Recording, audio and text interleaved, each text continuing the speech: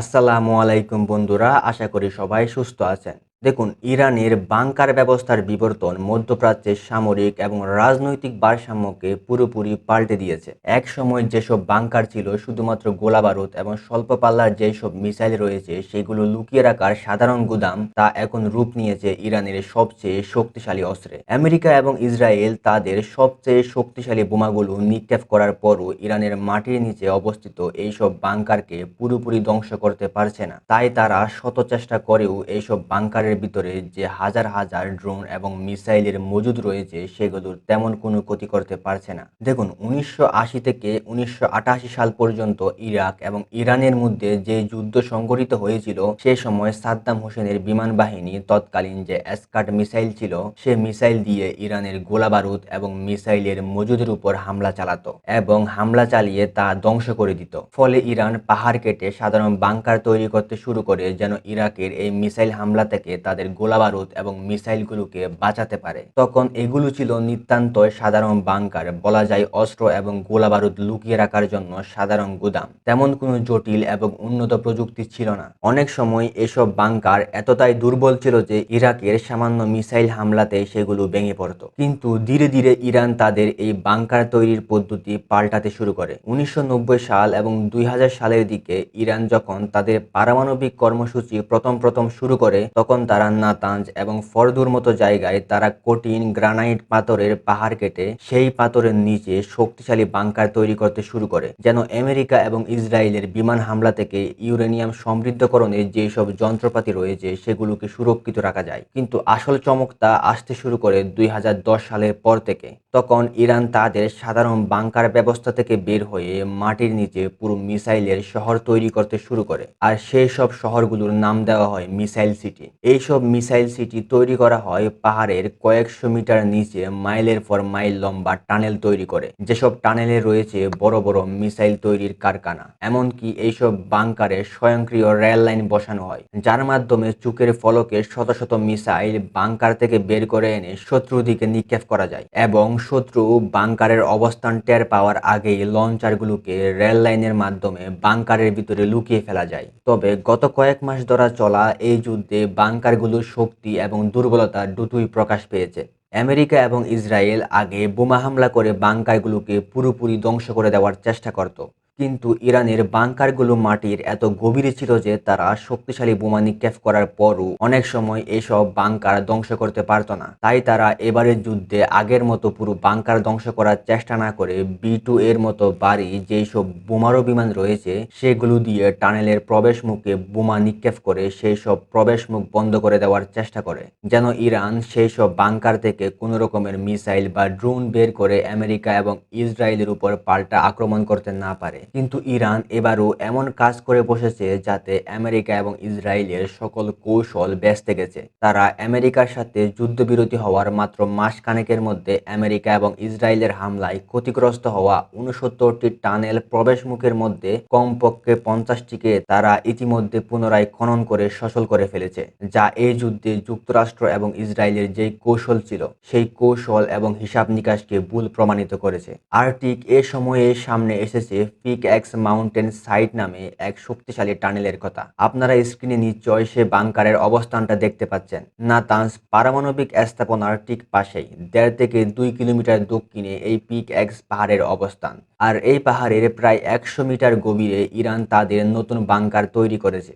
বন্ধুরা, আপনারা স্ক্রিনে নিশ্চয় দ্য গার্ডিয়ানের একটা নিউজ দেখতে পাচ্ছেন। রয়টার্স থেকে শুরু করে আল জাজিরা পর্যন্ত এবং বাংলাদেশের প্রথম সারির সব গণমাধ্যম এই খবর গুরুত্বের সাথে প্রকাশ করেছে। এইসব গণমাধ্যম আমেরিকা এবং ইসরায়েলের গোয়েন্দা সংস্থার বরাতে জানিয়েছে যে গত বছরের জুন মাসে 12 দিনের যুদ্ধের সময় আমেরিকা নাতানজ পারমাণবিক স্থাপনায় হামলা চালানোর পর ইরান সেখান থেকে তাদের হাজার হাজার ইউরেনিয়াম সেন্ট্রিফিউজ এই পাহাড়ের পিকঅ্যাক্স পাহাড়ের বাংকারে সরিয়ে নিয়েছে। এমনকি এমনকি গতকাল হোয়াইট হাউসে সাংবাদিকদের সঙ্গে কথা বলতে গিয়ে ট্রাম্প বলেন যে যুক্তরাষ্ট্র শীঘ্রই এবং অত্যন্ত শক্তিশালীভাবে এই পিকেক্স মাউন্টেনে আঘাত করবে। তবে ইরানের পক্ষ থেকে ঘটনাটা পুরোপুরি অস্বীকার করা হয়েছে। ইরানের পররাষ্ট্র মন্ত্রণালয়ের মুখপাত্র ইসমাইল বাগাই দাবি করেছেন যে তার দেশ ইরান এই পিকেক্স পাহাড়ে কোনো ধরনের পারমাণবিক কার্যক্রম পরিচালনা করছে না, বরং যুক্তরাষ্ট্র ইরানের শান্তিপূর্ণ পারমাণবিক কর্মসূচিতে হামলা করার জন্য মন গড়া কাহিনী বের করেছে। যদিও ইরান অতীতেও যুক্তরাষ্ট্রের হামলা থেকে নিজেদের পারমাণবিক স্থাপনাগুলোকে রক্ষার জন্য এরকম অনেক দাবি অস্বীকার করেছিল।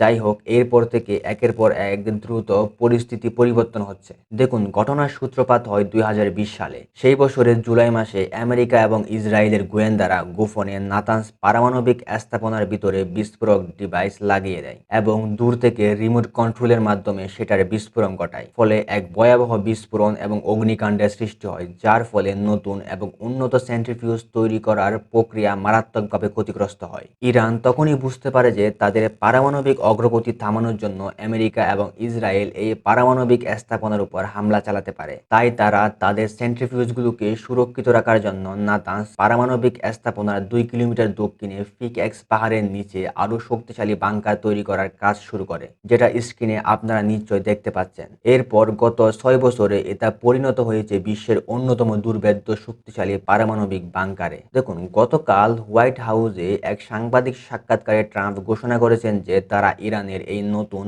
পারমাণবিক স্থাপনায় হামলা চালাবে। কিন্তু সামরিক বিশেষজ্ঞরা বলছেন যে বিষয়টা আসলে যতটা সহজ ভাবা হচ্ছে ততটা সহজ নয়। আমেরিকা ভিত্তিক গবেষণা প্রতিষ্ঠান ফাউন্ডেশন ফর ডিফেন্স অব ডেমোক্রেসিসের বিশেষজ্ঞ আন্দ্রেয়া স্ট্রিকার বলছেন, এই স্থাপনা মাটির প্রায় 100 থেকে 130 মিটার গভীরে হওয়ায় যুক্তরাষ্ট্রের সবচেয়ে শক্তিশালী বাংকার ব্লাস্টার বোমাও এটা ভেদ করতে পারবে কিনা তা নিয়ে যথেষ্ট সন্দেহ রয়েছে। দেখুন, এখানে রয়েছে যুক্তরাষ্ট্রের আসল কৌশলগত সমস্যা। তারা যেহেতু সরাসরি পাহাড় ভেদ করে পুরো বাংকার ধ্বংস করতে পারবে না, তাই তারা হয়তো টানেলের যে প্রবেশপথ, বিদ্যুৎ সংযোগ এবং বায়ু চলাচল ব্যবস্থা রয়েছে সেগুলো ধ্বংস করে এই পারমাণবিক স্থাপনাটিকে অকেজো করার চেষ্টা করবে। তবে অনেক সামরিক বিশেষজ্ঞরা ধারণা করছেন যে আমেরিকা ইসরায়েল হয়তো যৌথভাবে এখানে স্থল হামলা চালাবে। তাদের দাবি হচ্ছে আমেরিকা আগে থেকে জানতো যে ইরান তাদের পারমাণবিক সেন্ট্রিফিউজের একটা বিশাল অংশ এই বাংকারে মজুত করে রেখেছে। তাই আমেরিকা ইরানের অন্য সব পারমাণবিক স্থাপনায় হামলা চালালেও এই পিকেক্স মাউন্টেনের স্থাপনায় কোনো রকম হামলা চালায়নি। যদিও অন্য বিশেষজ্ঞরা দাবি করেছেন যে এটা আমেরিকা এবং ইসরায়েলের একটা গোয়েন্দা ব্যর্থতা, কারণ তারা বুঝতে পারেনি যে ইরান তাদের পারমাণবিক সেন্ট্রিফিউজগুলো গোপনে এই ঘাঁটিতে সরিয়ে নিয়েছে। আমেরিকার হুমকির পর ইরানের পক্ষ থেকে পাল্টা হুমকি দেওয়া হয়েছে। ইরানের সামরিক বাহিনীর কেন্দ্রীয় সদর দপ্তর খাতাম আল আনবিয়া ঘোষণা দিয়েছে যে যুক্তরাষ্ট্র ইরানের আর কোনো পারমাণবিক স্থাপনায় হামলা চালালে তারা যুক্তরাষ্ট্রের স্বার্থ সংশ্লিষ্ট স্থাপনা এবং তার মিত্র দেশগুলোর সামরিক বেসামরিক স্থাপনাকে লক্ষ্যবস্তু করে পুরো মধ্যপ্রাচ্যকে অচল করে দিবে। এর মধ্যে আবার ইরানের কট্টরপন্থী কিছু গণমাধ্যম এবং পার্লামেন্ট সদস্যরা ইতিমধ্যে দাবি তুলেছেন যে ইরানের উচিত এনপিটি বা যে পারমাণবিক বিস্তার চুক্তি রয়েছে সেখান থেকে ইরানের উচিত সম্পূর্ণরূপে বের হয়ে আসা। আর ইরান এই চুক্তি থেকে বের হয়ে গেলে আন্তর্জাতিক আণবিক সংস্থার কর্মকর্তারা ইরানের উপর আর কোনো নজরদারি করার অনুমতি পাবে না, এমনকি তারা ইরানে ঢুকতেই পারবে না। তবে কিছু কিছু বিশেষজ্ঞ আশঙ্কা প্রকাশ করেছেন যে বিষয়টা হয়তো এখানে আর থেমে থাকবে না। ইরান ইতিমধ্যে 60% পর্যন্ত ইউরেনিয়াম সমৃদ্ধ করে ফেলেছে বলে জানা যাচ্ছে, আর পারমাণবিক বোমা তৈরি করার জন্য প্রয়োজন 90% সমৃদ্ধ ইউরেনিয়াম। কিছু কিছু পারমাণবিক বিশেষজ্ঞ দাবি করেছেন যে ইরান চাইলে মাত্র কয়েক মাসের মধ্যে তাদের সমৃদ্ধকৃত ইউরেনিয়ামের পরিমাণ 60% থেকে বাড়িয়ে 90% নিয়ে যেতে পারে। আর ইরানের সামরিক মতবাদে পারমাণবিক বোমাকে দেখা হয় একটা চূড়ান্ত অস্ত্র হিসেবে, অর্থাৎ তারা মনে করে যে তারা পারমাণবিক অস্ত্র তৈরি করলে আর কেউ তাদেরকে আক্রমণ করার সাহস পাবে না। তাদের যুক্তি হচ্ছে লিবিয়ার মুয়াম্মার গাদ্দাফি বা ইরাকের সাদ্দাম হোসেনের পতন যতটা সহজে হয়েছিল, উত্তর কোরিয়ার প্রেসিডেন্ট কিম জং উনের ক্ষেত্রে তা হয়নি, কারণ উত্তর কোরিয়ার হাতে পারমাণবিক অস্ত্র রয়েছে। তাই পিকেক্স মাউন্টেনের মতো শেষ পারমাণবিক কর্মসূচি আক্রান্ত হলে ইরান হয়তো নিজের অস্তিত্ব রক্ষায় পারমাণবিক অস্ত্র তৈরির পথে হাঁটতে পারে। আর আমেরিকার সম্ভাব্য আক্রমণের কথা চিন্তা করে ইতিমধ্যেই ইরান এই পাহাড়ের আশপাশে সর্বোচ্চ নিরাপত্তা ব্যবস্থা তৈরি করেছে। তারা এই বাংকারের প্রবেশপথগুলোকে বহু স্তরে কংক্রিটের দেওয়াল দিয়ে সুরক্ষিত করেছে, যেন যুক্তরাষ্ট্র বোমা হামলা করে অন্যান্য পারমাণবিক স্থাপনার মতো এটার প্রবেশপথও বন্ধ করে দিতে না পারে। যুক্তরাষ্ট্রের সম্ভাব্য স্থল আক্রমণ ঠেকানোর জন্য ইরান এই বাংকারের বেশ কয়েকটা প্রবেশপথকে মাটি দিয়ে ভরাট করে দিয়েছে, যেন যুক্তরাষ্ট্রের স্থলবাহিনী এইসব পথ দিয়ে ঘাঁটিতে প্রবেশ করতে না পারে। পাশাপাশি ঘাঁটির চারপাশে 2.5 বর্গ কিলোমিটার এলাকা জুড়ে কংক্রিট এবং কাঁটাতারের দেওয়াল নির্মাণ করা হয়েছে। এছাড়াও বিমান হামলা ঠেকানোর জন্য নিজেদের তৈরি আকাশ প্রতিরক্ষা ব্যবস্থার পাশাপাশি রাশিয়ার তৈরি S-300 মোতায়েন করা হয়েছে বলে বিভিন্ন সূত্র জানিয়েছে। এখন দেখার বিষয় কি হয়। তো এই গুরুত্বপূর্ণ বিষয়টা নিয়ে আপনি কি মনে করছেন তা অবশ্যই কমেন্ট বক্সে জানাবেন। তো বন্ধুরা, আজকের মতো এখানেই বিদায়। নতুন কোনো ভিডিও নিয়ে আবার দেখা হবে। সেই পর্যন্ত সবাই সুস্থ থাকবেন, ভালো থাকবেন। আর আমাদের এই ভিডিওটা ইউটিউব থেকে দেখে থাকলে সাবস্ক্রাইব করে বেল আইকনটা অন করে রাখুন। আর ফেসবুক থেকে দেখে থাকলে ফলো করে সাথেই থাকুন। আল্লাহ হাফেজ।